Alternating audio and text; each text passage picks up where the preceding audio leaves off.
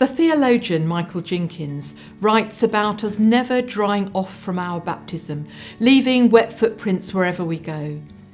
Our gathered worship sends us out, followers of all ages and all backgrounds, to be the church, Sunday to Saturday, leaving baptism drips in who we are, what we do and say, amid struggle and joy, among all the places and people of everyday life. This is discipleship. Culturally, there's a perception that scientists can't be Christian and vice versa. Living out my faith while also being a productive research scientist both is and isn't a challenge. It isn't a challenge because I don't see a conflict. It is a challenge because people assume there will be a conflict. Without being overly combative about it, it's disarming that perception. Digging into the incredible complexity of our universe that God's created. Seeing just how complex God's creation is makes me worship and love him more. As an officer on the street, my faith guided me in terms of dealing with some people that somebody may call a suspect or a criminal, to understand maybe there is a challenge that that person is facing, trying to see the other side of that person. It's about understanding their needs, why, and try to find answer. We're not perfect. I've done some wrong in life, so judging another is not the answer. It's about trying to find out a solution for that person's problem. So my faith was mainly the guide around how I try to see every individual that I dealt with. Well, throughout the week I feel I live out my faith by just showing love to others. I just really want to always make them feel at peace. There's always the question in the back of my head of what would Jesus do? I try and do a few Bible studies a week, as I feel it really helps me to get closer to God. I also, every night before bed, listen to a devotional, as it always gets me thinking about my day and thinking about where I involve God in my day. I keep a prayer journal as well. It's always quite interesting reading them back and seeing how my faith has developed and changed over the years. And so we want to enable people to think of themselves as a disciple, and what does that mean? I tend to call them chaplains, really, and I say to people, you are, wherever you are called, you are a chaplain, you are a Christian in that place, and you are pastorally ministering to those people, or you are allowing people to see what it means to have God in your life and to be a Christian, and what difference that makes in your workplace, in your hobbies, in your community groups. And rather than it being a church ministry, they are being Christians out in the world, salt and light out in the world, which I think is what we're primarily called to be. This church is of the Catholic tradition. Before I was ordained, I was a community midwife, and I worked in areas of high deprivation. It was a tough job. But as a Christian and a regular communicant, I found that going to Mass on Sunday morning gave me the nourishment that I needed to carry out my work during the week. And when I felt that I was being called to ordination, that was what I wanted to give to others. And I hope that is what happens here, that people come to Mass on Sunday morning and they're fed and they're sent out.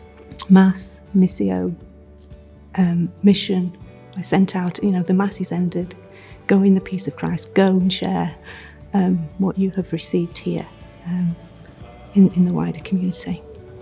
We're really intentional about our life with God being part of family life. Every evening we'll sit with the children and read the Bible and pray. But there's lots of other things we do, aren't there, through the day that just are kind of God moments. We just try and weave God into each bit of our day with the kids. Ask them to share what they are worried about, and then pray about that on the way to school, or like family walk.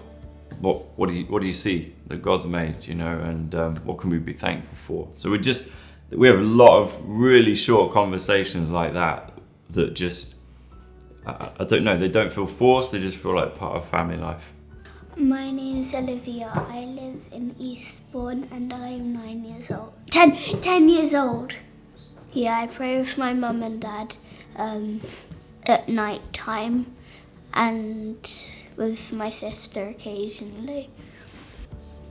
I know nearly all of the stories, and I think it's quite amazing that he could do miracles like that.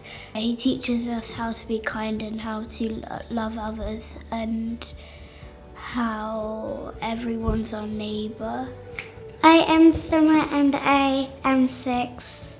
My favourite Bible story, which is the Bible story of Goliath, because David was a small little boy and he defeated a giant.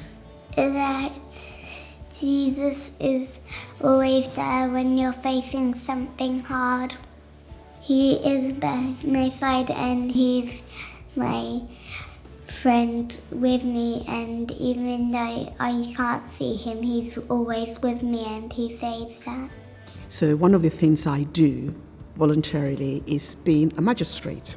As a magistrate, I must admit I do pray specifically. I do actually take time out before I go to sit at the magistrate court, just because I'm very conscious that the decisions I help to come to is going to impact somebody's life.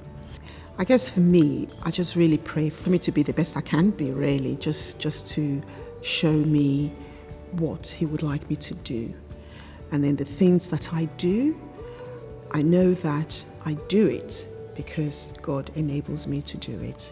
So as a diocese, we have a vision for confident Christians, growing churches and transforming communities. And we, as a diocese, try to develop initiatives which help clergy and lay people in parishes on the ground to achieve this vision. So it's something which I'm living in as a participant, really. It's not something, this encouraging people to be a Christian disciple is not something you just do for other people. You do it for yourself. And if you're not doing it for yourself, where's the integrity?